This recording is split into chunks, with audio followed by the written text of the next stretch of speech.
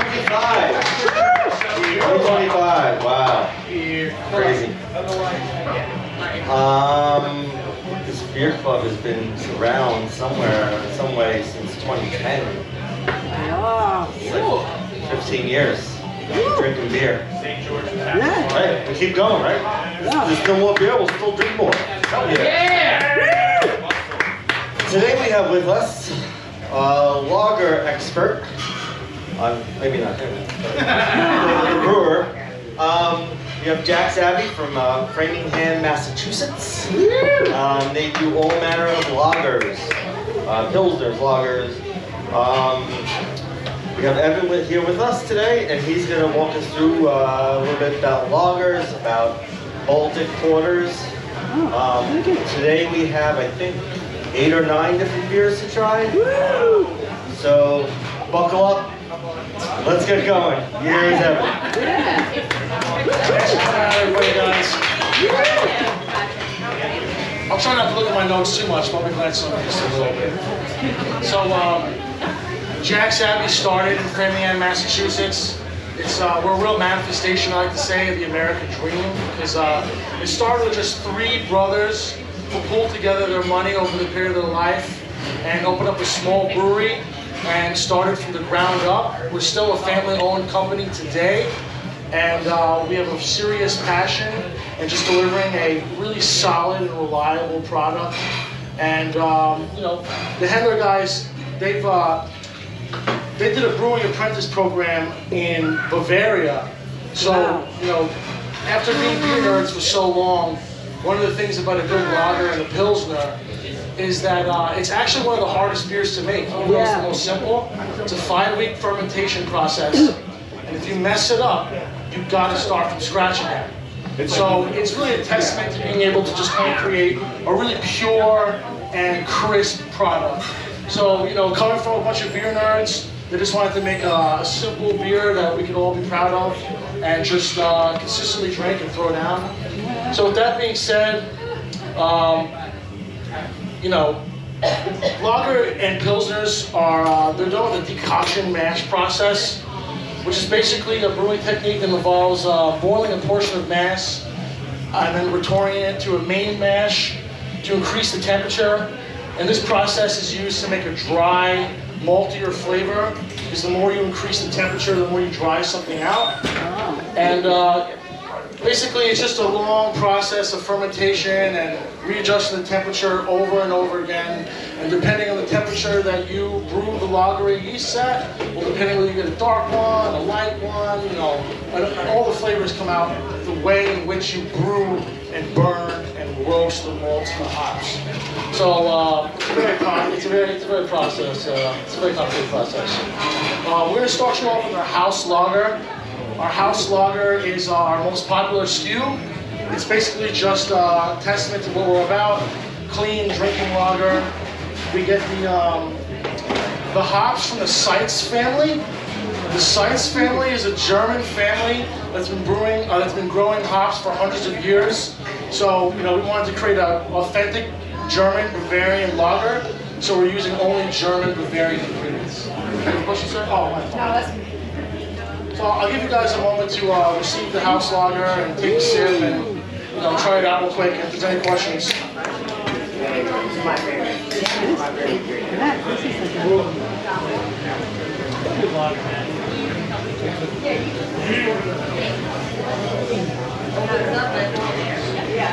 A little more about Jack Savvy real quick while you're trying this. We're actually commonly referred to in the craft game as the OGs of craft lager. Coming out around 2009, 2010. We don't make IPAs, we don't make sours, we don't make saisons. Just lager and pilsner and all of its variations. Nice. Very good. Yeah, and off the bat, it's clean, bready, a little sweet. Not too far from a traditional, you know, Bavarian or American lager. Like I said, this is a beer that we want you to be able to drink 6 of. Yeah. That's it? Just 6? What American beer would you compare it to the most? Yeah, you know, I know it's an American beer. but because we use German hops, I would compare it more to a German beer, like a Hofbrau lager, maybe even you know, like a Weinsteffen Pilsner. So one of the old Bavarian brew houses is what I would compare this particular style to. We do have styles that we're going to get into that we only use American ingredients because we want to pay homage to, you know, have an American lager or whatever it is. So was this the house lager? Was this the first one that they made? So actually, the first beer that we ever made, just a little side note about the brewery. Jack is the owner. He's the oldest of the three brothers, and Abby is his wife. And the first beer that they ever made was at their wedding. So the whole company is kind of like an homage to his marriage. Jack's Abby, it's his baby, it's his company, it's his thing. You know, they both like the name. And some people are like, oh, Jack's Abby, it's a little bit older shit, but whatever. You know, she's cool with it. So. It was amazing. Yeah, so Jack, it's our number one SKU. But our first SKU, I believe, is like a Dunkel lager. It's the first thing we've ever actually made at the wedding. We used to sling ice in Long Island in the Bronx, and they got all the money, they pooled all the money from the entire life of slinging ice with their dad to bodegas and 7-Elevens all throughout the Bronx and Long Island. So in 2010, they pulled together all their money as a family to take out a loan and open up this brewery, and it's been amazing ever since. Are they from Massachusetts? They're actually, no, they're from, I think, Rockland County. It's just Massachusetts happened to be a place where they're able to buy a massive brewing space. So if you guys, does anybody have any question about the house lager, perhaps? It's good. I think we're ready to move on to the next one. Which one is this? Out of Boston. Absolutely, please. 100%.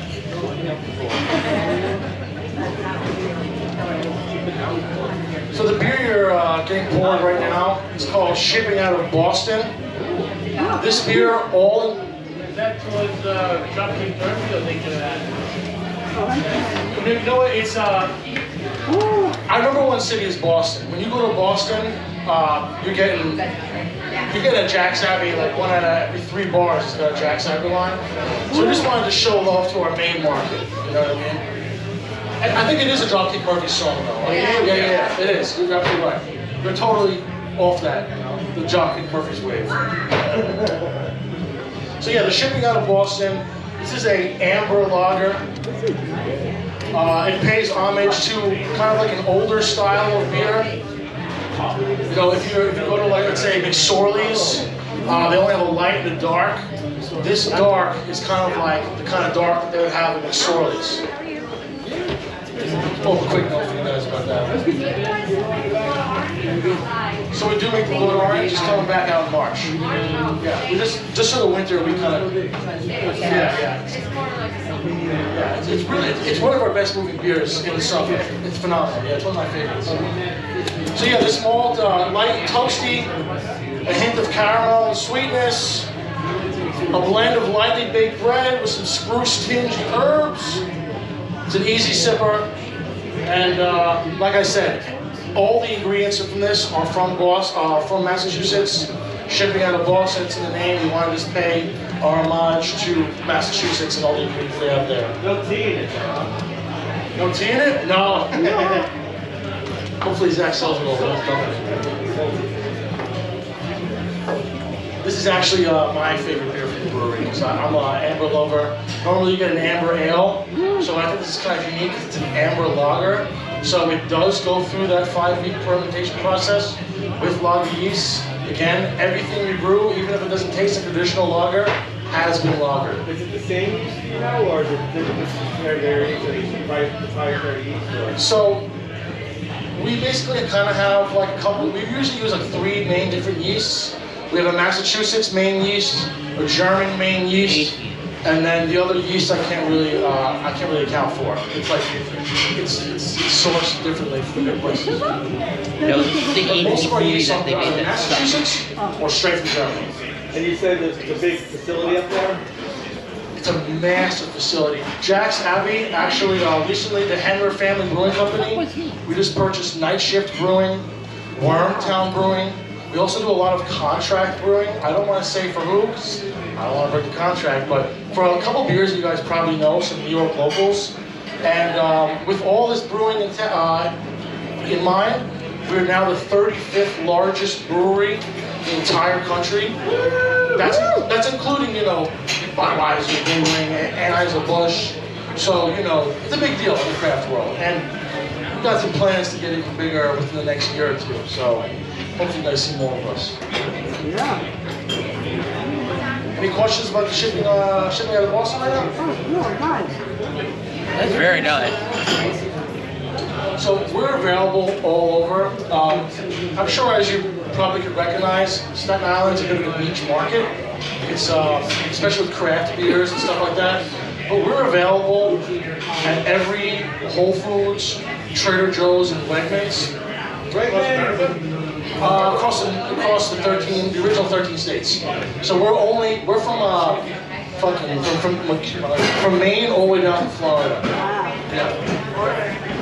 But nothing Midwest, no Westville, just the original 13. You're right.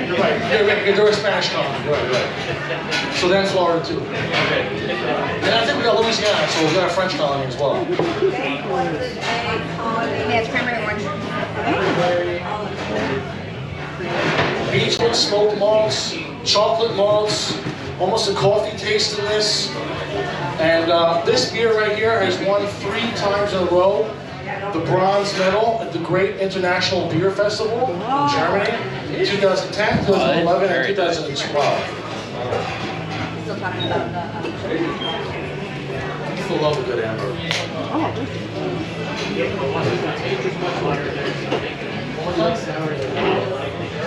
Right ahead. Don't say they weren't solid. And everybody complained like, Well, what do you have is that? Yeah, now we're getting saisons, Zats, amber. This is great.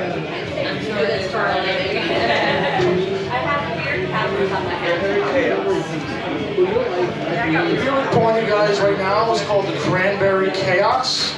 So, a little side note, we had a side project brewery called Springdale.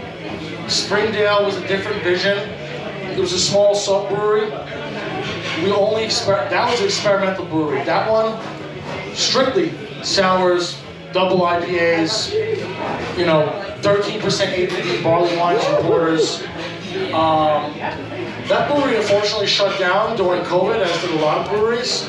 But this right here, the Cranberry Chaos, pays homage to the funky styles that we brew.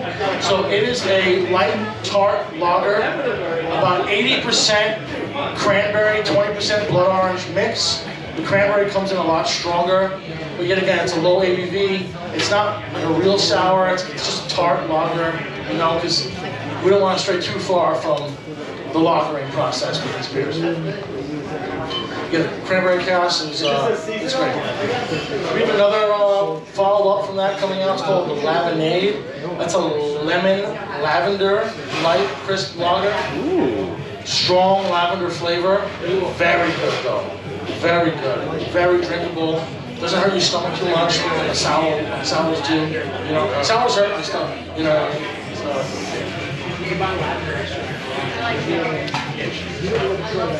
I'm one and done with those. 4 ounces max. Yeah, exactly. I love it with flight. Any questions about the Cranberry Chaos, anybody? The cranberries that you get, are they from like local bars up by you? So our cranberries are actually local sourced, but of course the blood oranges are not. I couldn't attest to where the blood oranges are. So you actually put it, you get them into the beer, are you actually putting them in fresh or then dried as a powder? You know, that's a good question. Normally when you put in fresh fruit, it creates a genuine sour fruited ale. I don't think that's, I'm almost positive that's not the process. Because the flavor is pretty minimal. Unfortunately, I can't tell you which part of the process they include the fruit. But it's definitely not a raw fruit mixture, because that would create a really thick, viscous beer. Okay. Yeah.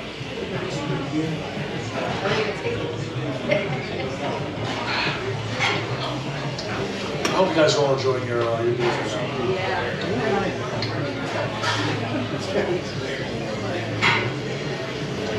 Zach, you liking that beer right there? Darn.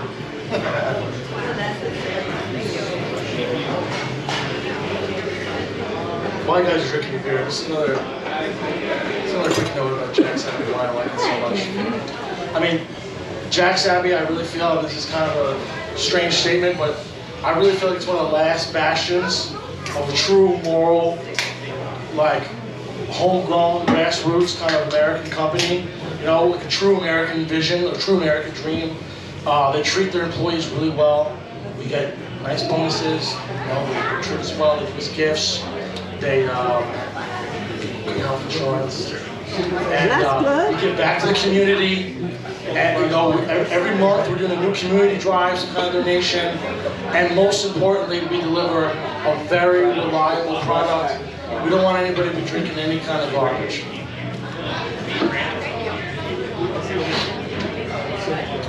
Ready for the next one. That's right. Okay, everybody. Right now we got the Smokin' Dagger. This beer is really popular with the Brooklyn Lower East Side beer nerds. It is a concept beer. It's a combination of a Rausch beer and a Schwarz beer. Basically, a Rausch beer is a lager that is heavily smoked. Sometimes they drop the scalding hot stone tablet inside the beer, which immediately smokes it and then caramelizes the sugars in the beer. And then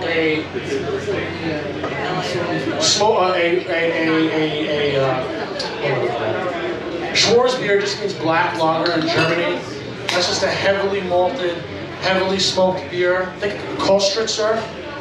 So, you know, this is like a little bit of a bacony taste, but we tried to dim it down more than the normal Rausch beer.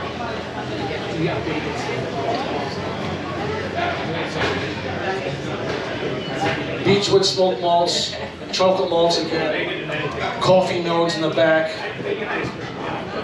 locally grown barley from Massachusetts. This is also a 3-time international beer winner. This one is great. I know he's done very well here. Yeah, the Smokin' Dagger is it's a niche beer, but it's one of the things that I think sets us apart from as real beers.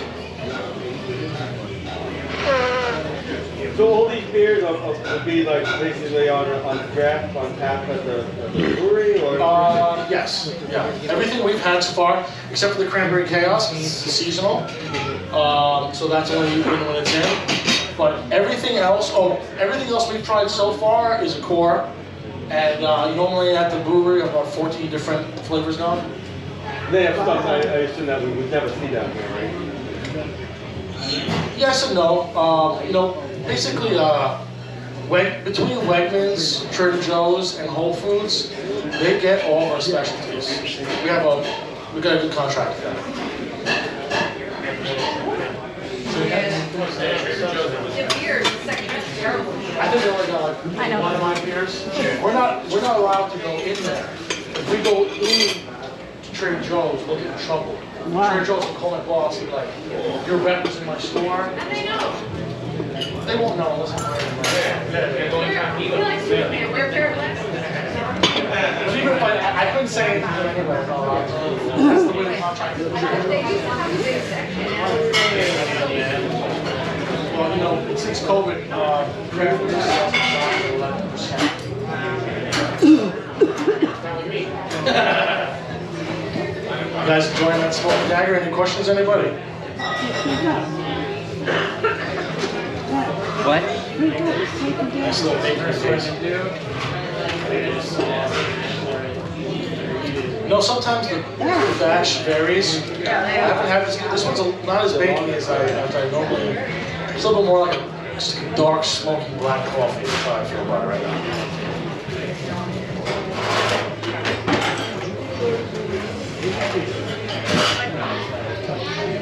Great job. It's nowhere near as bad. This guy. This dude that.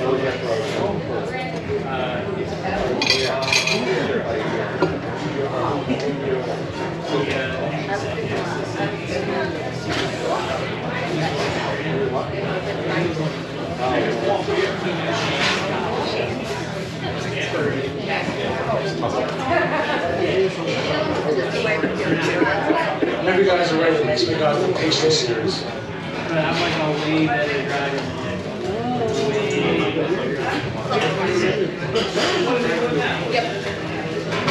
We have a tiny little board. This is salted caramel. But we're going to try a couple of different ones. So we're just going to do tiny little boards. This one is 9.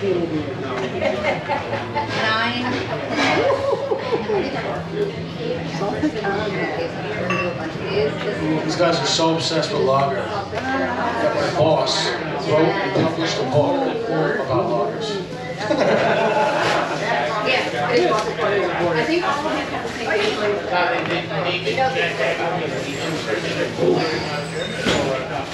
So, Jack is the main brother who had the vision for the brewery, and Abby is his wife. And the first beer they ever brewed was at the wedding. Yeah, what about it? What? How high? It was like a bump. How? Oh wow. Well, it's totally a play on words. It just makes just perfect coincidence, but it's absolutely a play on words. Yeah. Just so happy her name is Abby, which is awesome for the name. Yeah. Well, it's been interesting if her name was Penelope. So what's going around right now is our Jack's Abbey Pastry Porter series. This is definitely our most experimental, ambitious beer as of late. Yes, it's a porter, so you feel like it strays away from our natural identity. But this is a Baltic porter. Something to take note about Baltic porters as opposed to traditional English ones. So Baltic porters are using lager yeasts. So it's still part of the lager process. You know, wherever the lager has its roots, we're going to try and make a beer like that. So we were able to make a Baltic porter just up the strength that has lager yeasts. And this is kind of also a nod to our old brewery, Springdale, with all the exotic beers. But yet it still is on par with our identity. Sorry for talking too much. It's too close. It's still on par with our identity to the lagering process, so to speak. Which one? This one is tiramisu? No, this is salted caramel. Salted caramel. So we usually go through a couple test batches. Obviously, like we're not putting straight salted caramels into the batch. We're using the ingredients and we're making them a couple times till we get what we feel is the closest to a salted caramel adjunct that we can get. But there are definitely adjuncts in these beers. Do not follow the Reichsgenbolt, which is the German purity law, which most of our beers follow, which is just hops, yeast, grain, and water. This is an adjunct, so it does not follow that law. An adjunct, it just means an additive. It just means an additive. Gotcha. That was really good. Like, but yeah, it's very Is this on tap at the brewery? Say it again? Is this on tap at the brewery? Makes you warm. So, I don't think this one is. There's probably one or two. We also do something called Framing Hammer, which I didn't bring today. And those are oak barrel aged stouts and porters that are also lagered.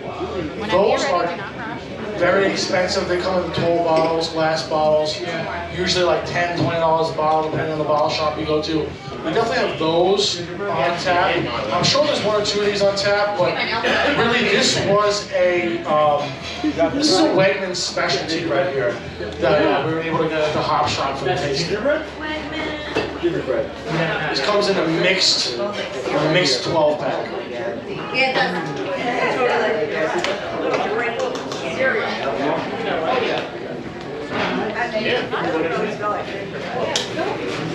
You know, the interesting thing about these kind of porters is, personally, you know, I'm a real Pilsner fan, but these porters right here, normally, like when you look at the top, like the highest rated beers that have 100%, it's always some kind of barrel aged porter. You know, the real true beer nerds at heart. This is the real baby. It's porters. Even more so than lagers.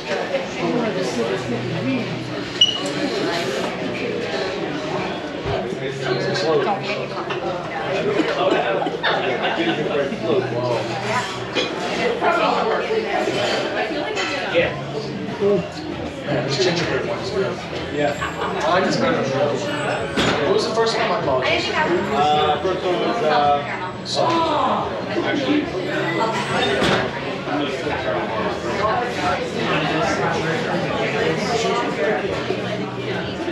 I don't think I'm going yet. I've had this for flying.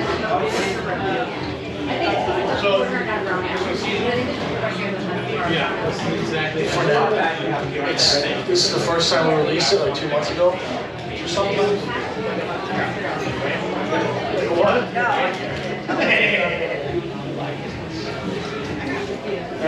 The root beer? Yeah, I mean, these beers are just supposed to be like warm and healthy. That's strong. So what's the ABV on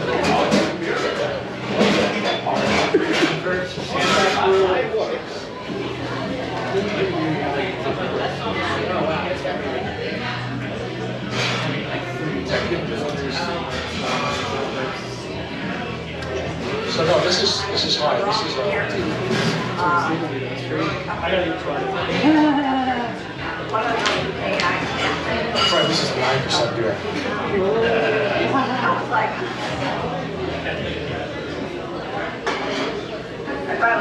And that's kind of where the sweetness comes in, because the more alcoholic you make the beer, like double hop, dry hop, you're having the enzymes interact with the sugar more. Put more sugar in to make it more alcoholic. That's why usually a high ABV beer is always so sweet. Oh, so I guess they're all 9%. Wow. I think it's the same base. How are you enjoying yourself? Fudge brownie, guys.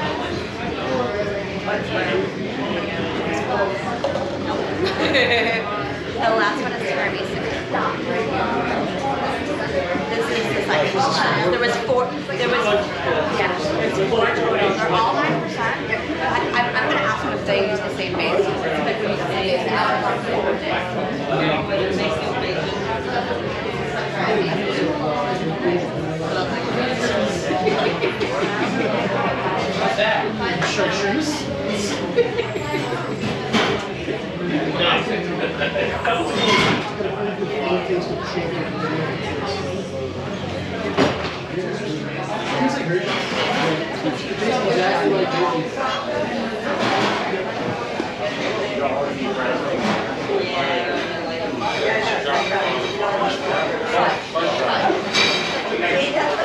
If you like ask me, make it like pretty.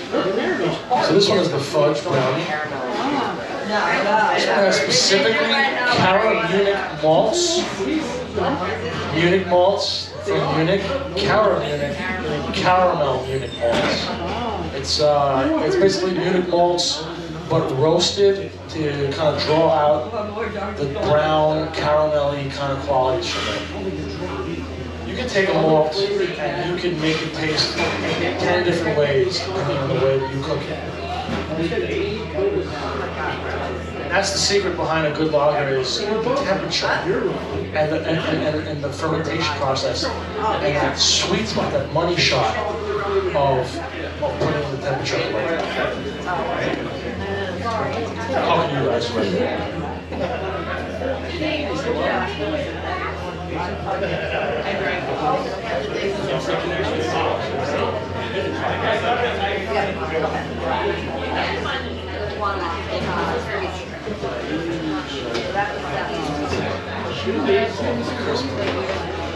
We've got the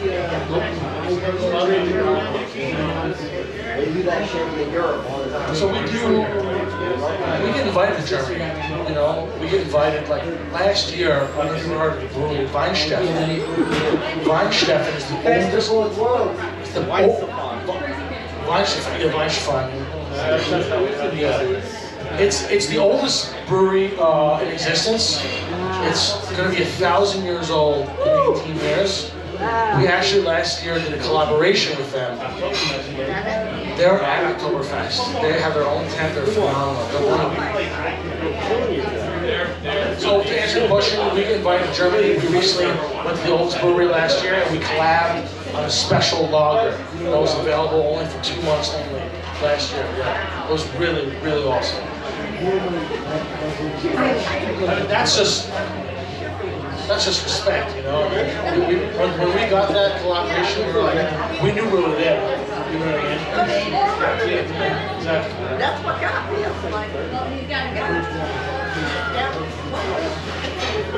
How's everybody like the fudgy brine? It's a little bit more alcohol tasting than the others.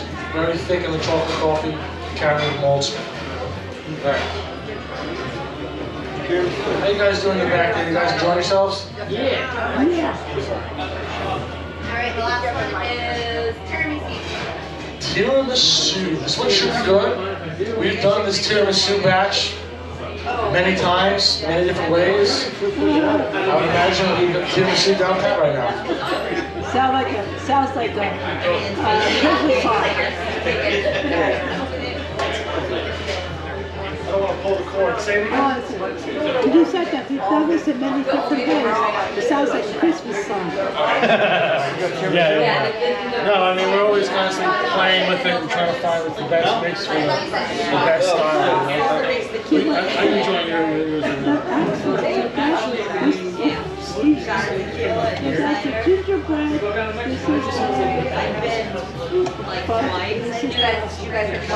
This is the one we just got. Tiramisu. Maybe here in Mexico, I don't want to go back on that boat. How would you, the fact that you have to mix them, how do you do it? You guys get the tiramisu? So, we just use the ingredients of the tiramisu. You guys got the tiramisu? The sugar, the coffee, the condensed milk, you know. And we're playing with it as much as we can. Obviously, we'll never do real tiramisu. We're just trying to emulate it, you know what I mean? As best as we're trying to emulate it as close as we can. You know, it's usually just different kinds of sugars and coffee and all that. You know? We try to make the flavor just the barley, temperature, juice, and water as much as we can, because you can truly draw different flavors out of different normal beer ingredients without having to put any adjuncts in. You know?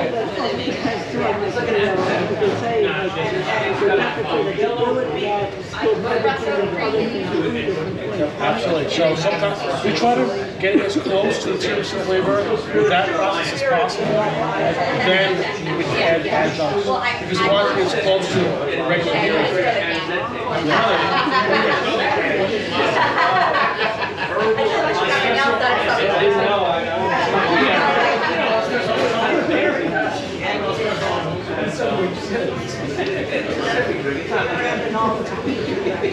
These porters, if I ever get them at a bar, I get like a 6-ounce pour. I mean, that's just how you're supposed to drink. A nice porter costs $30 for you know, afraid to plant, you know, because it's meant to be simple, like cracked at a picnic, you know.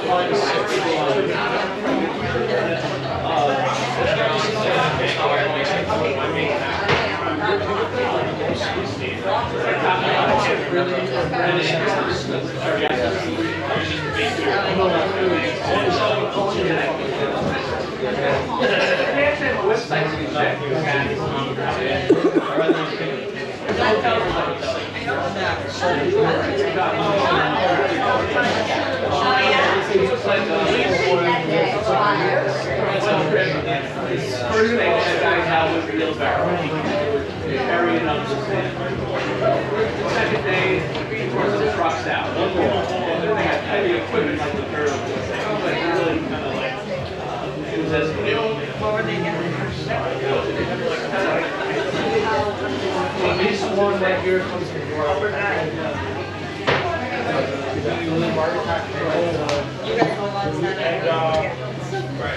like I said, unfortunately, I don't think we're doing solo. But, so, more issue dates, so I know that he wants to.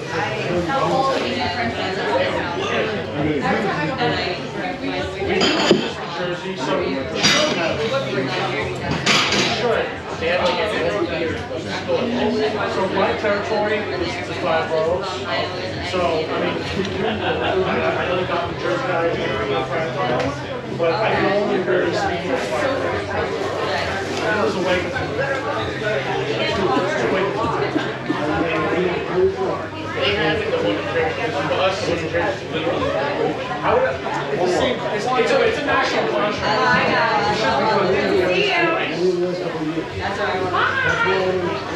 Enjoy yourself, guys. Home safe. I would love to stay over here, but A lot of property and stuff. I can't.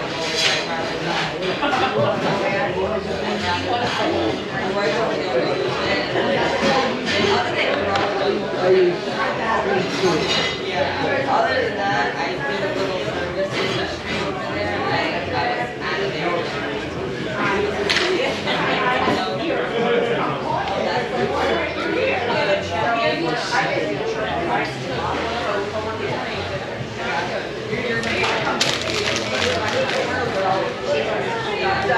Exactly,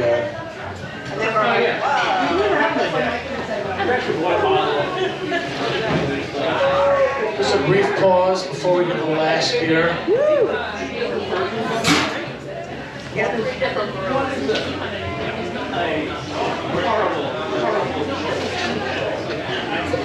Enjoy yourself? You good?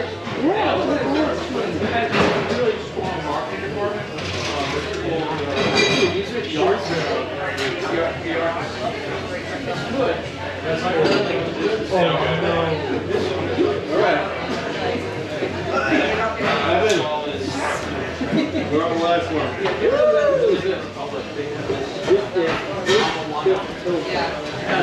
You made it to your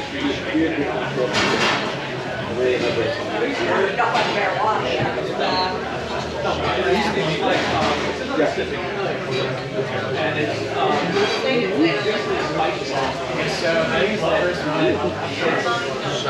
red wine. Post-chip Post-chip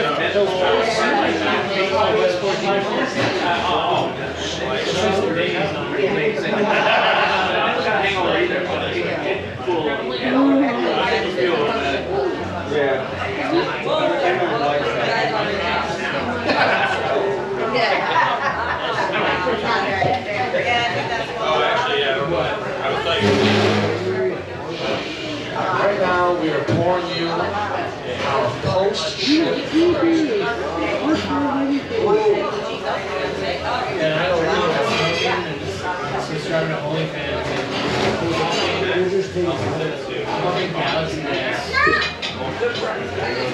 Well, this isn't my favorite beer from us. I do think it is our most impressive. I'll tell you why it's the most impressive. Because a lot of craft beers, especially Pilsner, especially let's talk about some New York ones, I won't name any ones, but you get a Pilsner, it's supposed to be an easy drink. It's supposed to be light. A lot of times you get these craft Pilsners, there's so much ingredients, they're not filtered. Yeah, you should be able to pound these, but yet they're giving you a tummy ache for some reason. And that's not the way a Pilsner should be. We want to pride ourselves on making, and I can't stress it enough, a product that feels like a true German beer. So I like the Ocean Pilsner. It's a see-through, highly filtered, very crisp, crackery, a little bit of zing, German-style Bavarian Pilsner. And this is what we try to pride ourselves on, our lagers and our Pilsners. Our Pilsner is our #1 selling beer in the New York State and the city of New York. Red brownie. The idea behind the post-shift Pilsner is that when you get off of work, the best beer all day is the first beer after work. You want a nice, easy, fresh, fragrant beer. That's the post-shift Pilsner right there. And we get the Seitz family hops, one of the oldest hops families in the world. And this is where we source our ingredients from. You don't get anything from Massachusetts besides the water for this beer. We want it to be as German as possible. And I truly believe that this beer, when you put it liquid to liquid to 98% of American craft Pilsners, this will reign supreme. I stand by that fully. This is my bread and butter right here in the city. This is my bread and butter.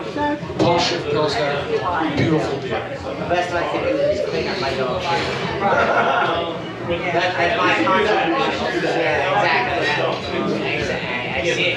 I just wanted to bring you full circle real quick. I wanted to start you with the house lager, show you some experimental stuff, some flex our muscles, show you what you could do a little bit, and then end it again with what we're supposed to be doing, which is just, like I said, clean and crisp. Crush it.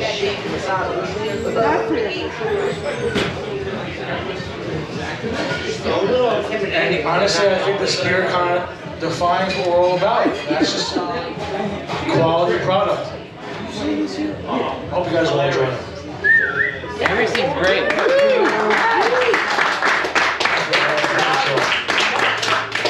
And thank Mike for bringing me out here tonight. Big up to Mike and the Hop Shop, being the only real craft beer bar on the island to serve us our craft beer needs. Thanks Zach Torado, the union rep who makes all the craft beers possible here. For the most part, there's other companies, but I like union. They do it the best. And thank you everybody for giving me the time tonight. I appreciate you all. Thank you so much, and I'll enjoy the beers. Thanks for coming down.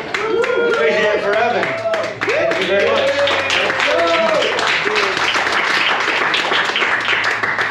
Also, I bought a bunch of koozies for everybody. Everybody can take 2 koozies, one for you and one for somebody else.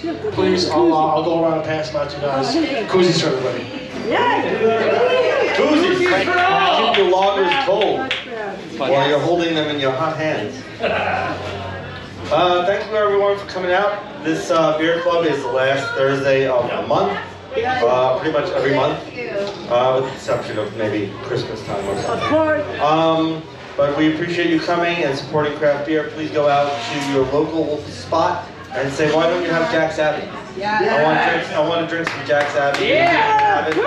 Contact Zach, the union rep, and he'll get you some Jack's Abbey. I'm not sure who we have for next month. I'm still working on it. Yes.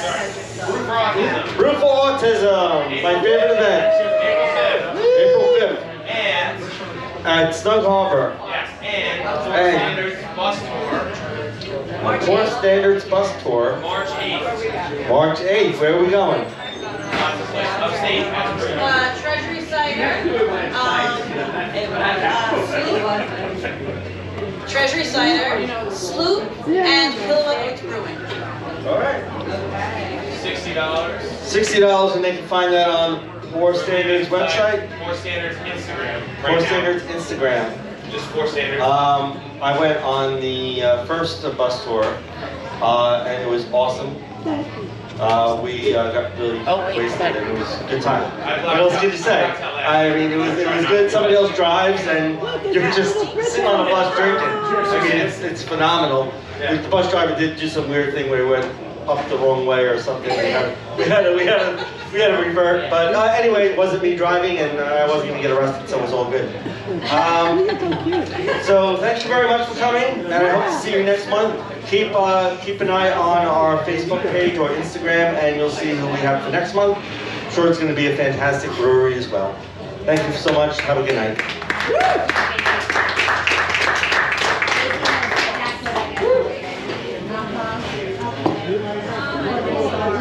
Yeah.